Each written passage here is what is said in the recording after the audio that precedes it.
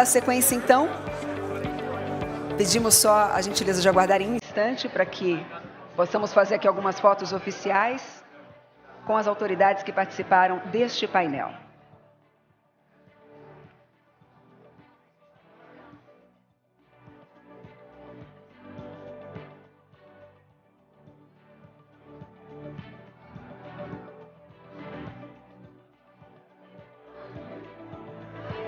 Muito bem, então vamos dar sequência, agradecendo mais uma vez os participantes deste painel. Muito obrigada, mais uma vez, muito obrigada. Nossos agradecimentos, na verdade, a todos os painelistas, todas as autoridades, especialistas que estiveram presentes no palco nesse primeiro dia do nosso fórum, o Fórum Brasil de Investimentos. Nosso próximo assunto, vamos falar sobre a construção de uma nova indústria, como crescer de maneira equilibrada, em sintonia com a proposta de sustentabilidade do governo.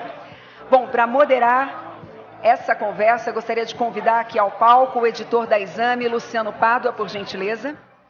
Luciano, que vai receber algumas autoridades aqui nesse palco para esse debate, como o governador do estado do Rio Grande do Sul, Eduardo Leite, também a secretária executiva do Conselho Nacional de Desenvolvimento Industrial do Ministério do Desenvolvimento, Indústria, Comércio e Serviços, Verena Barros.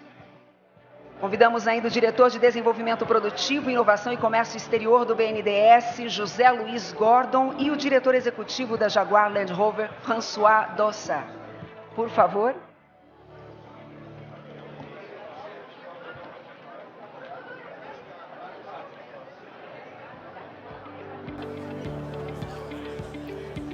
Muito bem. Então, com a palavra, o moderador. Boa tarde a todos e a todas aqui presentes. Muito obrigado pela presença de vocês. Tem sido um evento edificante. Tivemos as maiores autoridades hoje do país aqui nesse evento. A Exame tem muito orgulho de ser parceira também da Apex. Convido todos vocês a lerem uma edição especial que nós fizemos em conjunto com a Apex, chama Why Brazil. E queria apresentar um pouquinho aqui os painelistas ao meu lado, que eu acho que ficou um pouco corrido para a gente olhar. Eu tenho aqui ao meu lado a Verena Barros, que é secretária executiva do Conselho Nacional de Desenvolvimento Industrial. Tenho ao meio ali ao centro o governador do estado do Rio Grande do Sul, Eduardo Leite, o diretor da Jaguar Land Rover, François Dossa, e o diretor de Desenvolvimento Produtivo, Inovação e Comércio Exterior do BNDES, José Luiz Gordon. Muito bem-vindos ao painel. Eu vou tentar ser breve aqui, mas a nossa discussão é interessante porque ela toca numa discussão que é mundial, né, de política industrial, diversos países hoje tentando fazer uma política nova, e aqui a gente tem representantes de vários segmentos do poder público e do poder da iniciativa privada. Então, acho que, Gordon, se eu puder começar com você, até pelo nosso combinado, vou fazer uma pergunta muito simples. O que é, na sua visão e na visão do BNDES, a construção de uma nova indústria? Acho que o microfone está... Voltou. Agora foi. Bom, boa tarde. Agradecer, Luciano, pela oportunidade de poder falar aqui, cumprimentar aqui todos os meus parceiros de mesa, presidente Jorge Viana, que vem liderando com maestria aqui a Apex, né, para ajudar a exportação do país. Eu acho que a gente vive um momento ímpar do país, dentro do governo do presidente Lula, que é de voltar a discutir indústria, voltar a discutir política industrial, algo que no país tinha sido colocado de lado, né, discutir a indústria, a importância da indústria colocada de lado, e eu vou refletir isso com alguns números do BNDES. Entre 2000 e 2010, a média de desembolso do BNDES para o setor industrial era 45%. Nos últimos 6 anos, caiu para menos de 20%, 18%. O desembolso para a inovação do BNDES chegou a ser 6% da carteira do banco. No último ano, caiu para menos de 1%. E a agenda de exportação, que chegou a ser 11 bilhões de dólares, caiu no último ano para 600 milhões de reais. Isso significa que deixou-se de pensar a indústria como uma agenda estratégica e fundamental para puxar o crescimento econômico, social e sustentável do país. E o que tem sido feito agora, liderado pelo vice-presidente Alckmin, a partir do CNDI, a Verena vai poder falar muito bem com o brilhantismo que está sendo feito, é repensar o papel da indústria, que é fundamental, né? No estado do Rio Grande do Sul, a indústria é fundamental, tem um papel estratégico, tem empresas como Marco Polo, Randon e outras lá tão estratégicas, e em todo o país nós temos uma série de empresas fundamentais. Se a gente quer um agro pujante, forte, a gente precisa de uma indústria, porque a indústria precisa de máquinas, equipamentos, fertilizantes, conectividade, e quem gera isso é a indústria. Se a gente quer um setor de serviços que empregue gente com alta competência, você precisa de indústria. Quem demanda o setor de serviços de alta complexidade tecnológica é a indústria. A indústria é o motor de uma economia. Não é à toa que Estados Unidos, China, Coreia e Alemanha estão investindo tão pesadamente no setor industrial. E, atualmente, no governo do presidente Lula, a inovação virou uma prioridade. Nós temos agora, para os próximos 4 anos, a maior soma de recursos alocadas para a atividade de inovação e financiamento. São 60 bilhões de reais voltado para a atividade de inovação. 40 bilhões a taxas extremamente baratas, a taxa de juros mais barata que existe, que é a TR, e 20 bilhões não reembolsáveis, a fundo perdido. Uma parte disso no BNDES, uma parte disso na FINEP.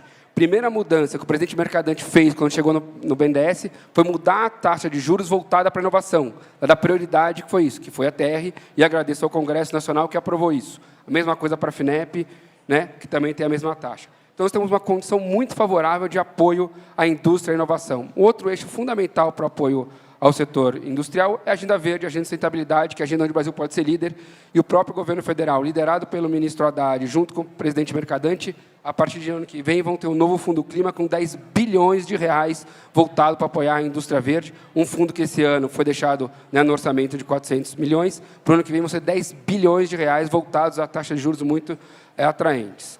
Uma outra agenda fundamental é a agenda de exportação, estamos aqui na Apex. Para vocês terem uma ideia, só esse ano, a falta de a gente voltar a apoiar a exportação, nós já dobramos o desembolso em relação ao ano passado para o setor industrial para apoiar a exportação. Ano passado foram apenas 9 aeronaves da Embraer, esse ano até o meio do ano foram 28, que nós já apoiamos, vamos apoiar muito mais, porque 40% do que a Embraer exporta depende do BNDES. E pretendemos soltar um projeto de lei com o presidente Lula, que já está pronto para voltar a apoiar a exportação de serviços tão importante e criar o Exim brasileiro, que isso tinha sido uma coisa que o vice-presidente tinha colocado como prioridade. E, por último, fechar a agenda de produtividade. Fundamental aumentar a produtividade das pequenas empresas. O presidente Lula vai lançar agora, dia 13, o maior programa de produtividade das pequenas empresas, que é o Brasil Mais Produtivo. Serão mais de 200 mil empresas que serão atendidas em parceria Senai, Sebrae, BNDES, FINEP e Embrapi, para apoiar a produtividade das pequenas empresas e ajudar o crescimento. Então, eu acho que nós estamos num momento muito favorável ao governo do presidente Lula impulsionando a indústria brasileira. Encerro aqui a minha primeira participação. Não, muito interessante, até porque saiu um estudo recente do MIDIC falando que apenas 1% das empresas brasileiras exportam, né? Então, é um drive importante para a economia. François, talvez chamando um pouco a baila aí a iniciativa privada, eu li também que você... ali por meados de abril, foi a uma reunião no MIDIC e saiu muito entusiasmado também com a agenda de industrialização, de neoindustrialização, que estava sendo proposta pelo governo. Queria saber, vocês hoje da Land Rover têm uma fábrica no Brasil, têm um pledge de até 2030 não fazerem mais carros a combustão de combustível fóssil, se eu não estou enganado. E aí, qual é o papel do Brasil nessa etapa e como é que, especialmente você que está produzindo, vê essa nova indústria? Muito obrigado. Primeira coisa, boa tarde a todos. Prazer estar aqui. Jorge, grande evento hoje. Parabéns. Realmente muito, muito impressionante. Muito bom ver o Brasil de novo na pauta mundial. O Brasil tinha assumido. Eu moro na Europa, não se escutava falar do Brasil. Agora o Brasil voltou com força, voltou com notícias positivas e o mundo precisa de notícias positivas. Então, é um prazer estar aqui. Para responder a tua pergunta, eu gostaria de falar das minhas 2 obsessões. A nível de empresa, né? Não se preocupem. A minha primeira é inovação. Eu acho que a inovação, a tecnologia, é o que transforma a indústria. E eu tenho um critério, né? Porque eu viajo no mundo inteiro para ver os países que andam bem na inovação. É o número de unicórnios. Então, a China tem 172, a Índia tem 72, e o Brasil, acho que tem um pouquinho mais de 20. Então, tem um gap ali, onde o Brasil ele tem como crescer. Eu acho que agora, com uma política do governo Lula, do vice-presidente, do BNDES, da PEX, tudo que a gente viu hoje, eu acredito que o Brasil pode se tornar uma fábrica de unicórnios. E esses unicórnios, eles são importantes, né? Porque é inovação e tecnologia transformando a indústria. Então, isso está acontecendo no Brasil. Eu vejo cada vez mais a minha empresa no Brasil trabalhando com startups brasileiras. Em cada região do Brasil tem coisas acontecendo.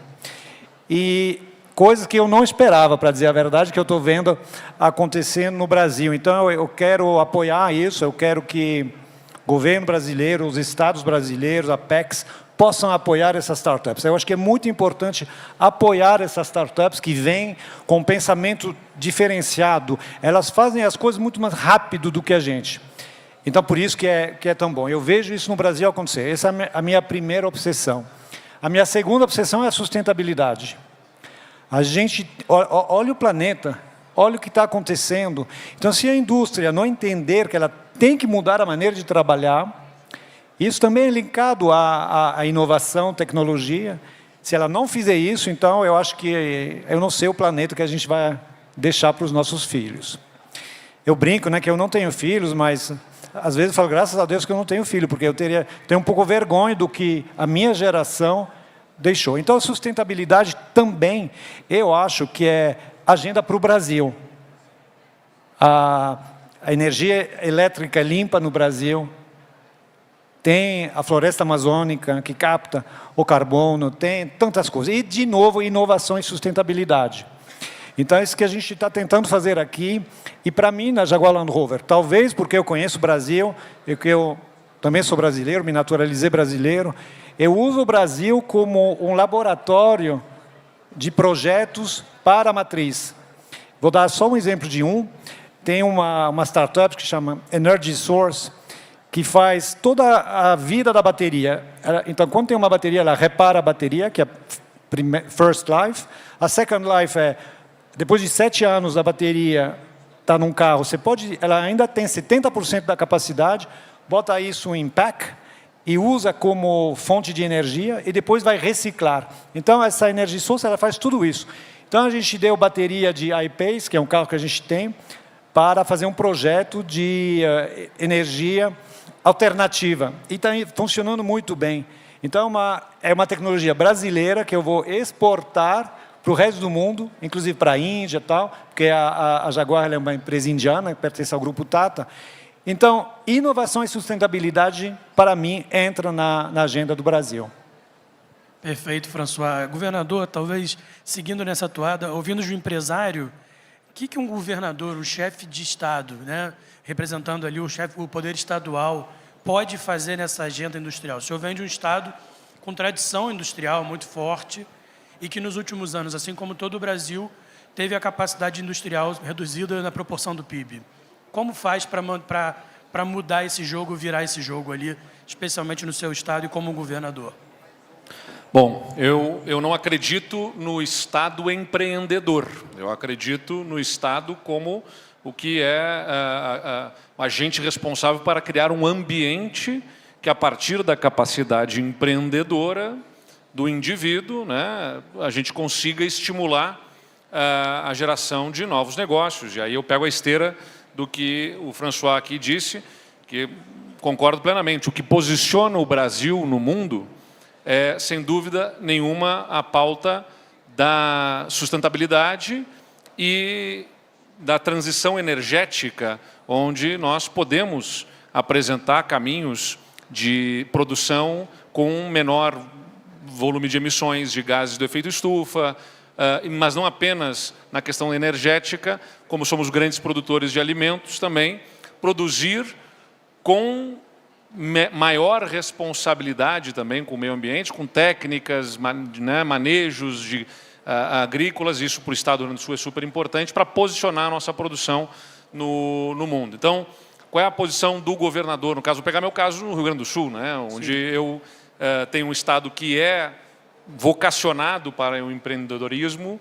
A população gaúcha, de alguma forma, ajudou a desenvolver também tantas outras regiões do oeste catarinense, do oeste paranense, do centro-oeste do Brasil, por uma capacidade própria da característica da população, mas começou a encontrar no Estado dificuldades para empreender, por conta da estrutura da máquina pública. Então, o primeiro passo para poder estimular, de alguma forma, um ambiente mais propício ao desenvolvimento, inclusive no setor industrial, era promover ajustes para dentro da máquina pública, recuperando a capacidade de investimento do Estado e aliviando a carga tributária, que estava aumentada por conta das dificuldades do próprio governo. O Estado vivia, nos anos anteriores, com alíquotas que estavam majoradas até 30% no ICMS e que agora estão em 17%, que é a alíquota básica do Estado, que é, ao lado de alguns outros estados, a menor praticada no Brasil, e com as suas contas em dia, podendo voltar a ter, por conta de uma série de reformas que fizemos, de privatizações, de uma agenda de reestruturação de carreiras no serviço público, a reforma da Previdência, a reforma administrativa, que limitaram a nossa despesa para dentro do que era a nossa receita. E por que isso se correlaciona com esse ambiente de negócios?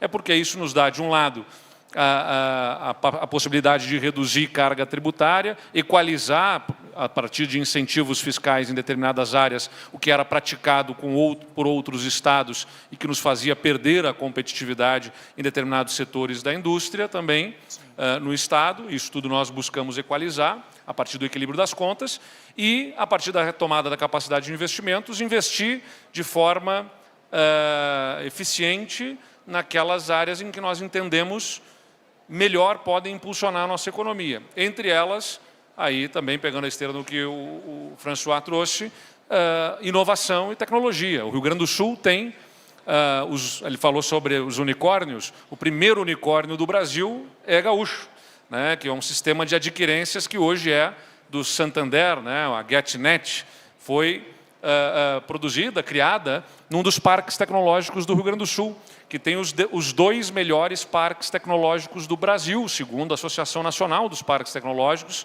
que são o Tecnocinos, da Universidade do Vale dos Sinos, e o Tecnopuc, da Universidade da Católica do Rio Grande do Sul, em Porto Alegre, que tem grandes empresas de tecnologia.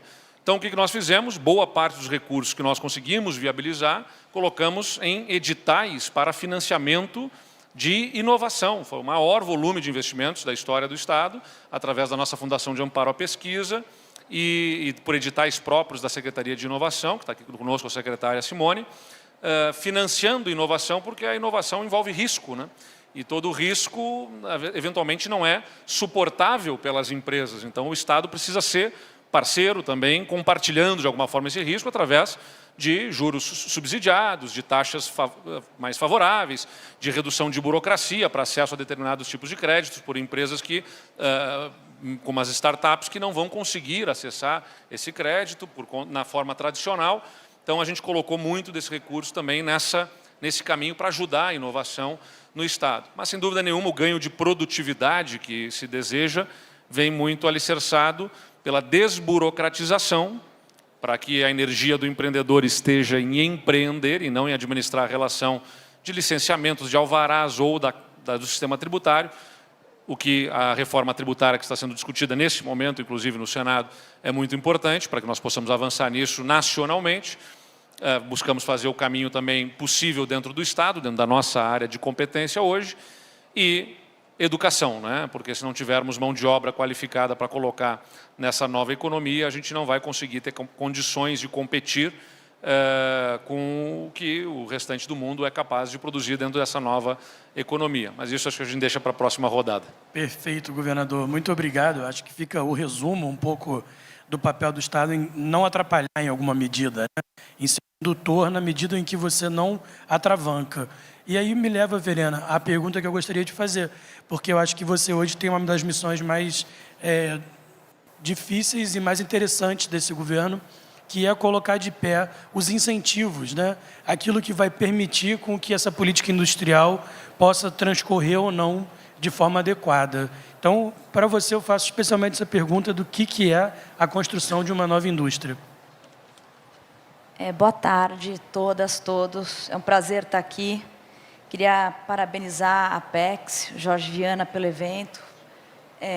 cumprimentar meus colegas. Eu acho que a gente tem aqui uma missão que é de fato difícil e muito bonita de ser enfrentada, que é pensar como que o Estado pode agir como um indutor do processo de desenvolvimento industrial.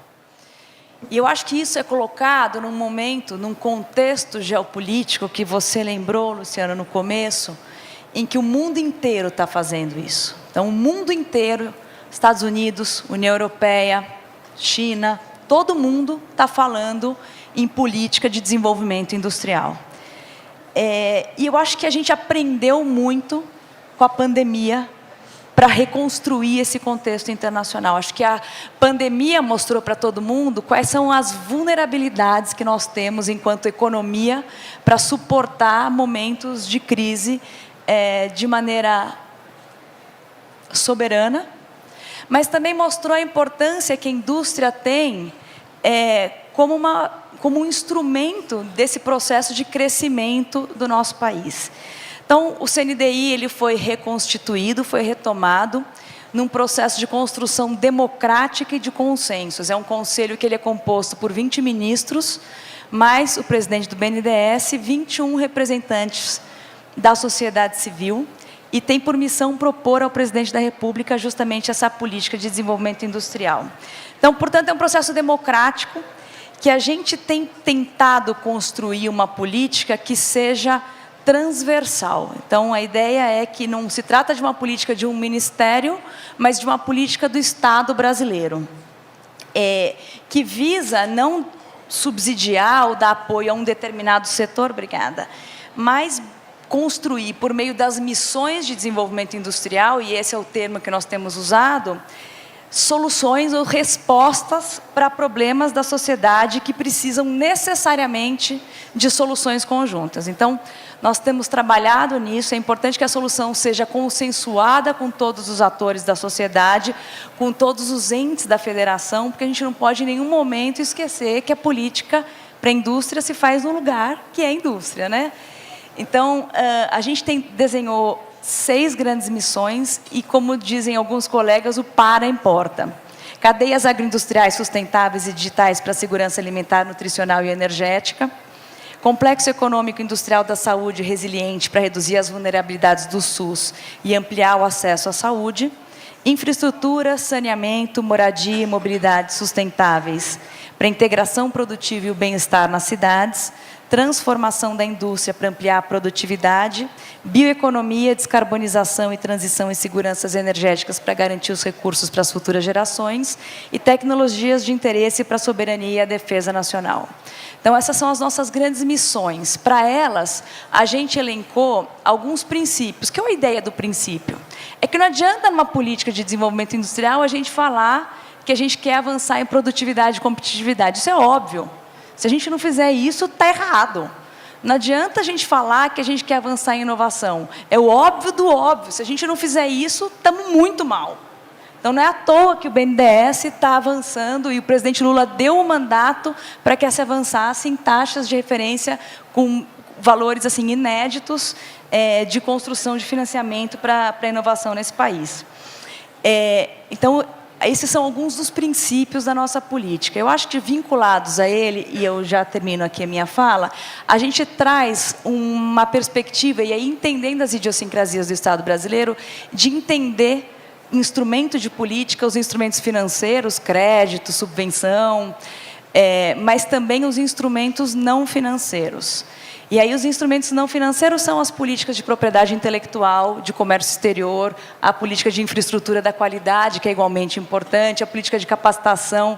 Então, não se trata de construir essas políticas de forma específica, mas de entender que é legítimo, a partir do processo de desenvolvimento industrial, ter opinião e consertar no sentido de avançar conjuntamente num desenho final que leve de maneira coordenada a gente a um processo de inclusão, de crescimento, de produtividade, de competitividade, de inovação. Muito obrigado, Verena. Gordon, aproveitando que a Verena citou também o BNDES, queria falar como você estava trazendo um pouco da recomposição do desembolso do banco para a inovação e para a indústria, e tentar entender dessas novas cifras que o banco está dispondo, quais são os setores estratégicos, aqueles que inicialmente brilham os olhos de vocês? Assim, tem isso ou é uma coisa mais horizontal, caso a caso? Ou, por exemplo, ônibus elétricos? Eu sei que, por exemplo, o BNDES financiou uma linha agora com a Prefeitura de São Paulo. É um exemplo, mas tem algum setor específico que a gente pode olhar? Essa pergunta é importante. Eu digo que o governo federal tem 3 grandes eixos estratégicos, né? O novo PAC, a política de transição ecológica e a política industrial comandada pelo CNDI. Então, essas são as prioridades do BNDES. O BNDES está focado onde são as prioridades do governo federal e é para ali que nós vamos apoiar. E, obviamente, que ali, uma das prioridades, ônibus elétrico, Sustainable Aviation Fuel, né, o SAF é super importante, parte de transição energética é importante.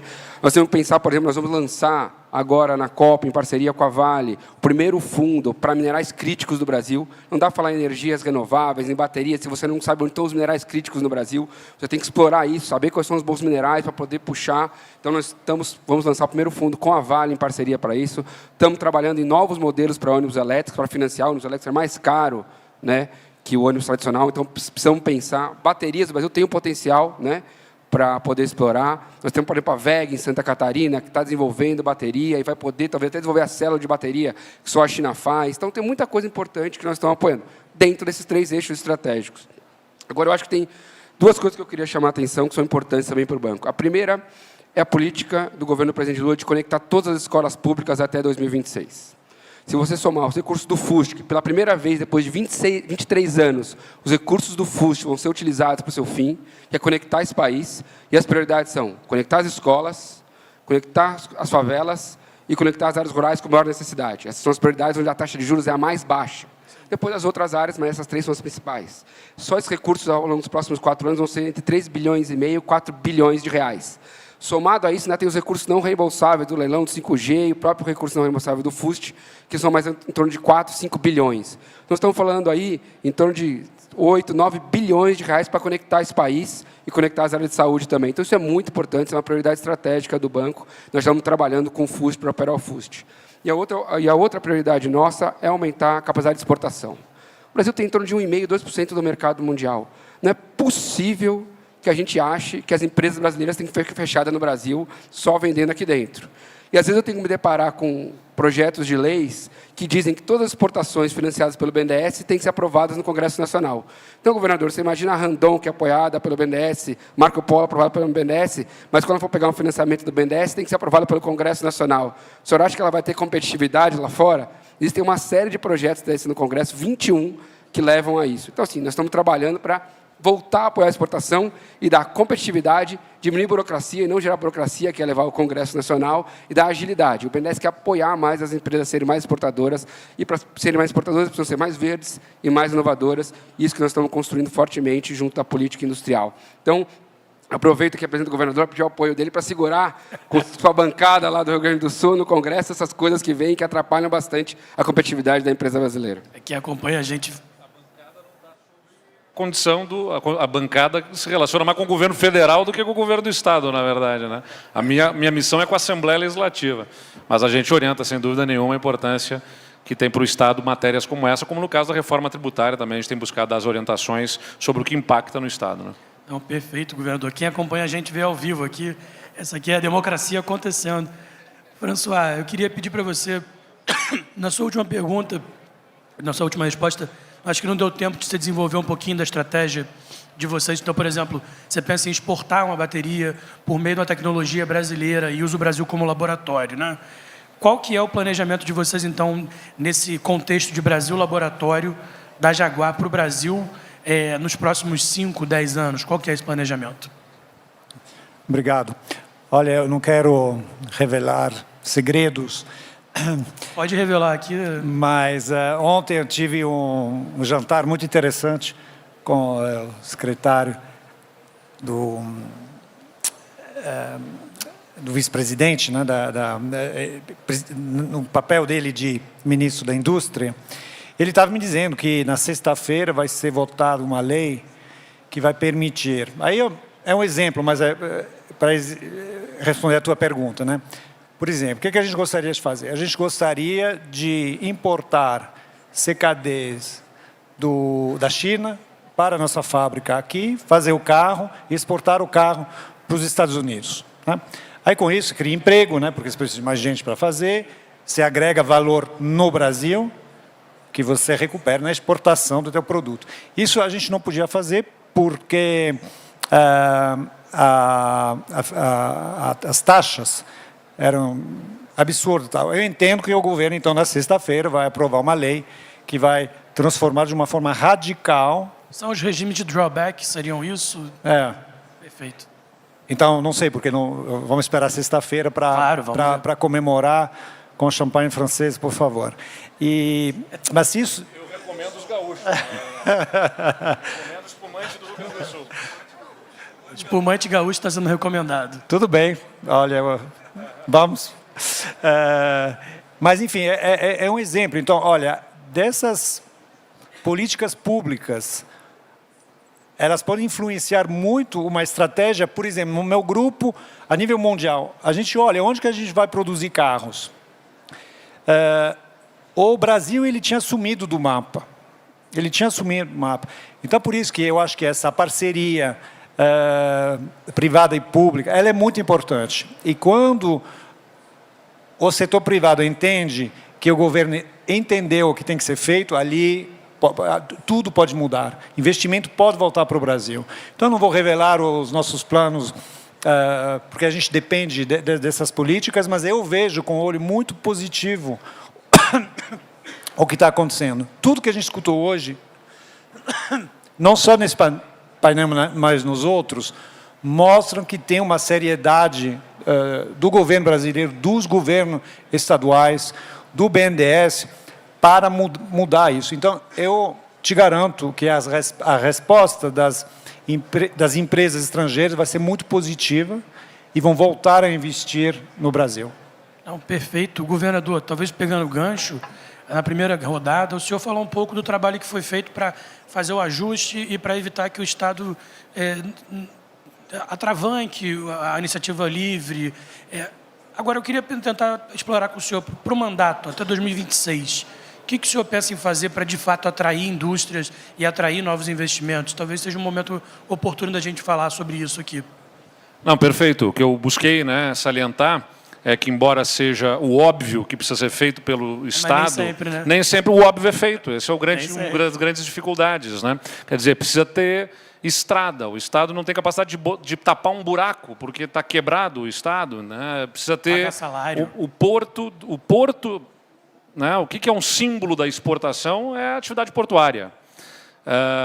O porto do Estado do Rio Grande do Sul, o porto de Rio Grande, as receitas do porto, com as taxas, não ficavam no porto, porque o Estado botava a mão nessas taxas para pagar salários, que o Estado não tinha condição de pagar. E agora fica integralmente o valor das taxas no porto. A diferença, para ter uma ideia, é que o porto do Rio Grande foi capaz de investir com as suas próprias receitas, de 2010 a 2020, 30 milhões de reais. De 2021 para cá, nós já temos 350 milhões de reais nos últimos 2 anos em investimentos contratados no porto, desde a dragagem, a pavimentação, reestruturação da infraestrutura portuária, porque o Estado não coloca mais a mão lá. O Estado, essa receita fica lá. Isso garante melhores condições de competitividade, porque na hora que vai fazer exportação, chegou a ter momentos em que o calado do acesso ao porto, do canal de acesso ao porto de Rio Grande, não tinha a devida... não era feita a dragagem e acabava fazendo com que os navios tivessem que sair sem ter carga plena. Se você vai escoar aquela produção sem poder usar a carga total do navio, vai dividir o custo da operação por uma carga menor, vai ficar mais caro para fazer essa exportação. Então, tudo isso compromete as condições de exportação e de desenvolvimento da nossa produção, seja agrícola ou seja industrial. Então, os investimentos que o Estado tem feito vêm na direção justamente de melhorar essa competitividade, seja pelos investimentos diretos, ou seja aqueles em colaboração com o setor privado, para melhorar as condições de competitividade do Estado, que embora, né, eu insisto aqui, seja o óbvio, era um óbvio que não estava sendo feito. Bom, e aí, sem dúvida, o que o governo federal contribui nessa discussão de uma política industrial por setores, estava ouvindo aqui a Verena falar, nos interessa muitíssimo esse avanço de uma discussão para o setor da saúde, porque consideramos o Estado do Rio Grande do Sul vocacionado, até pelo perfil demográfico da população, com elevadíssima demanda por conta de uma população mais envelhecida. Nós temos instituições de saúde que são reconhecidas nacionalmente, universidades que trabalham com o setor da saúde também, em formação não apenas de medicina, mas em outras carreiras que também formam profissionais altamente capacitados.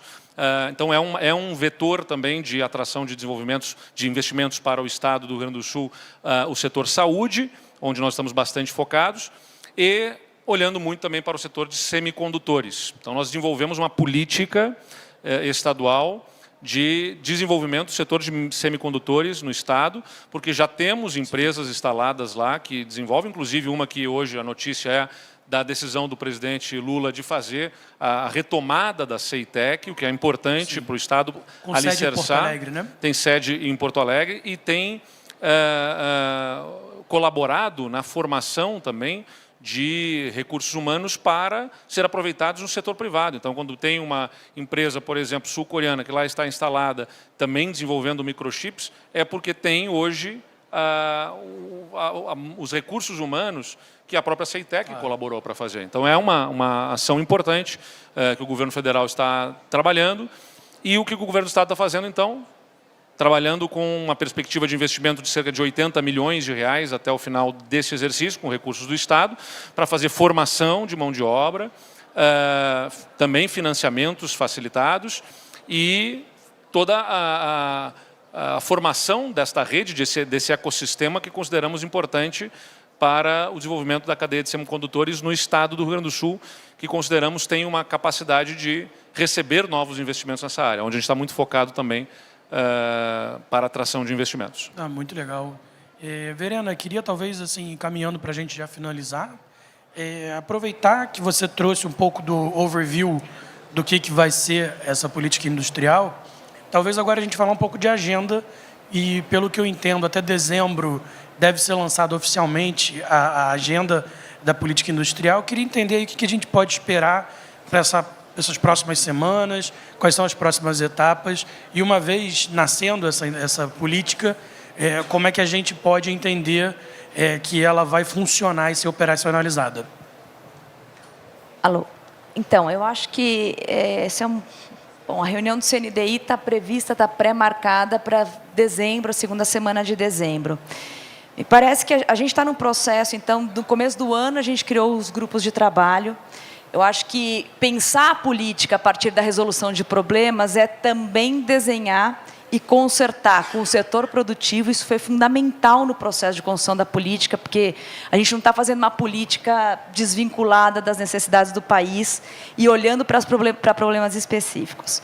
Mas eu acho também que o CNDI foi, no seu decreto de recriação, ele foi muito feliz em instituir um comitê executivo em nível ministerial, de secretarias de governo, né? São todas as secretarias dos ministérios que participam estão no comitê executivo, porque ao se desenhar uma política transversal, você precisa de uma concertação entre os diferentes ministérios, que ela tem que acontecer. Então, eu acho que a própria criação do Ministério de Gestão pelo presidente Lula é justamente na expectativa da gente repensar o formato que a gente desenha políticas públicas. Nós, então, avançamos, fizemos muitas oficinas com o setor privado, a gente tem os grupos de trabalho, um para cada uma das missões, porque, assim, pensar a saúde, a gente está entendendo como pensar os grandes problemas. Então, assim, não é só o setor, mas como que a gente supera o câncer, como que a gente supera determinadas doenças, como a gente avança em determinadas pesquisas. E algumas agendas são essenciais. Então, algumas coordenações, algumas concertações são muito importantes de serem feitas no âmbito do Estado brasileiro. A concertação sobre o tema de fomento é uma das importantes. Então, nós criamos um grupo de trabalho de concertação, de organização do tema do fomento. O tema do custo Brasil, o tema regulatório, é outro tema muito importante. E ele tem impactos decisivos no processo de desenvolvimento industrial. Nós criamos, portanto, um grupo de trabalho para olhar para o custo Brasil. Perguntar, a gente tem muito mais clareza do ponto de vista do desenvolvimento do Estado, do seu planejamento, quanto a gente gasta com o agro, do que quanto a gente gasta com a indústria.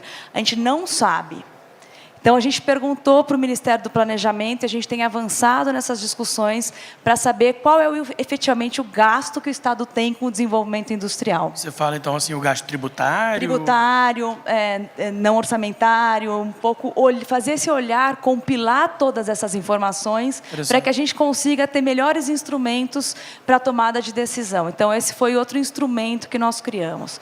A gente tem avançado em algumas outras agendas que são muito importantes. Por exemplo, a gente sempre fala da importância da concertação universidade-empresa, a gente tem dificuldade, a coisa acontece meio separada. Então, a gente tem um grupo de trabalho que também a gente criou, que vai olhar para a pertinência da formação da pós-graduação para trabalhar nas empresas. E aí passa por discussões sobre bolsas, sobre subsídio para que a empresa possa contratar, sobre processos de avaliação. Então, esses são outros temas que a gente tem conseguido avançar no desenho da política. Estamos na fase de escritura do documento, de concertação interna dentro do governo. No final de novembro, a gente vai chamar uma reunião com a sociedade civil, o vice-presidente vai apresentar, o nosso secretário executivo vai falar. A gente espera todos os comentários e, obviamente, depois levar para o presidente da República a nossa proposta de política de desenvolvimento industrial. Não, perfeito. Gordon, por favor. Só fazer um comentário aqui, reforçar uma coisa muito importante que a Verena falou. Qualquer pesquisa que você fizesse da CNI, da Fiesp, ia falar que o problema da política pública é coordenação. E a Verena vem fazendo um trabalho brilhante de conseguir coordenar essas ações, tanto no âmbito do governo, como trazendo sociedade privada, para que exatamente tenha essa relação muito forte.